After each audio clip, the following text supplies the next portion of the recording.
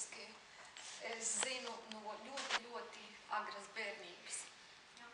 No silītes vecuma. No silītes vecuma, Bērni ar silītes un tas ir tāds liels klases brīnums. Jā, tas ir tāds liels brīnums, ja, ko es ieraugu šobrīd.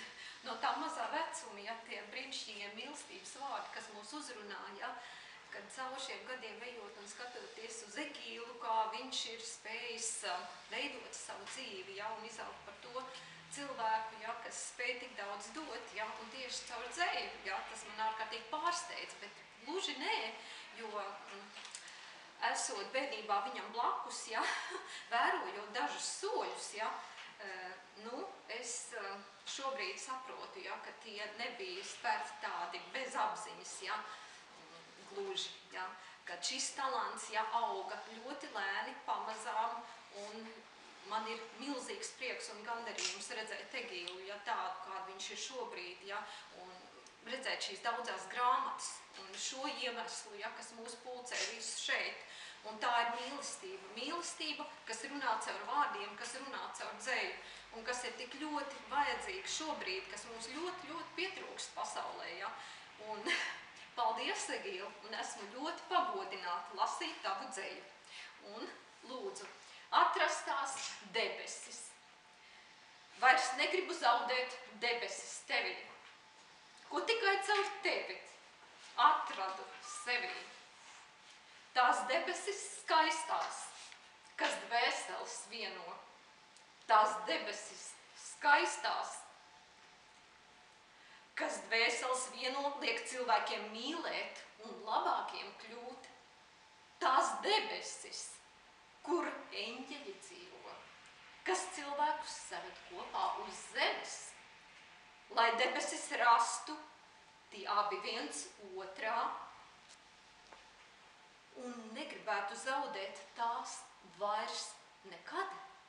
Paldies, tev es saku par debesīm sevī, tām debesīm sevī, ko atradu tevī, un eņģeļiem visiem, kas debesīs dzīvo, kas satiekot tevi, liek man labākam būt.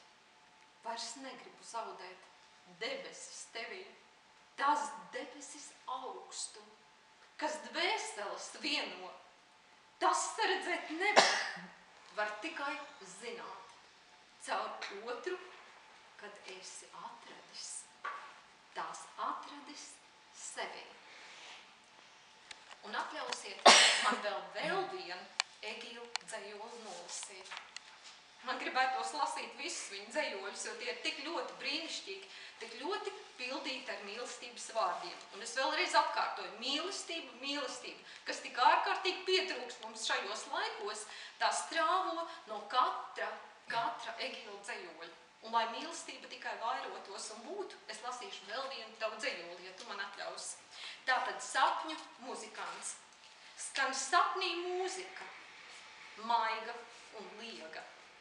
Tur muzikants spēlē sapni par sapni, par augumu skaisto un pienbaltām krūtīm, ko noglāstīt sapnī, vairs tikai tam ļauts, par lūpām un gurniem, kaisli un baudu, ko sapņu muzikants izjūtas reiz, par mīļoto sievieti, nakts zvaigžņu dejā, kad sapnis par sapni bija vēl īsts, kad vīrietis, sieviete bija kā viens, kad glāstos un skūpstos apstājās laiks, kad augumi tiecās viens otram pretī, un sapņu muzikants bija kāds cits.